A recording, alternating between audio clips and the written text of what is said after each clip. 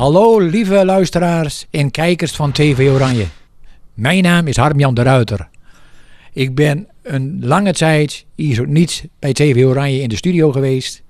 Maar ik vond het nou toch wel eens een keer weer tijd worden om langs te komen. Omdat ik toch wel heel veel nieuws heb te vertellen.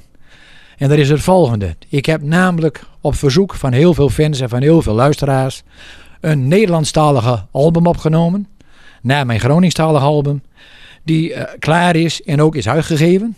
De album heet Puur Gevoel. Ik heb hem hier bij me. Het zijn allemaal teksten die ik zelf heb geschreven. Dus het zijn allemaal eigen nummers, geen covers. En dat is iets bij wijze van spreken. Die zijn ook te downloaden bij alle grote downloadsites. Dus ik zou zeggen bij bol.com en noem maar op. Ook bij mezelf zijn ze te verkrijgen. Dan heb ik reeds een nieuwe single opgenomen. En de nieuwe single, dat is Maar Als Ik Jou Zie. Die draait op het moment draait hij dus mee, ook bij TV Oranje.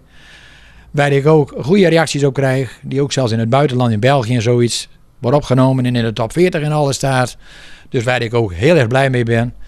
En ik kan dan ook zeggen dat er nog meerdere nummers van mij klaar liggen om op korte termijn uitgebracht te worden. En dan heb ik nog een andere verrassing heb ik nog. En dat is dat ik met TV Oranje en Radio NL nog iets bijzonders mee bezig ben. Om een campagne te beginnen. Waar ook binnenkort wel meer informatie van komt. Dus ik zou zeggen van luister naar mijn nummers. U kunt mij ook vinden op Facebook onder Harm-Jan de Ruiter. De Ruiter met UI. Gewoon een Ruiter en dan komt alles klaar. Verder heb ik nog een e-mail, harmjanderuiter@gmail.com.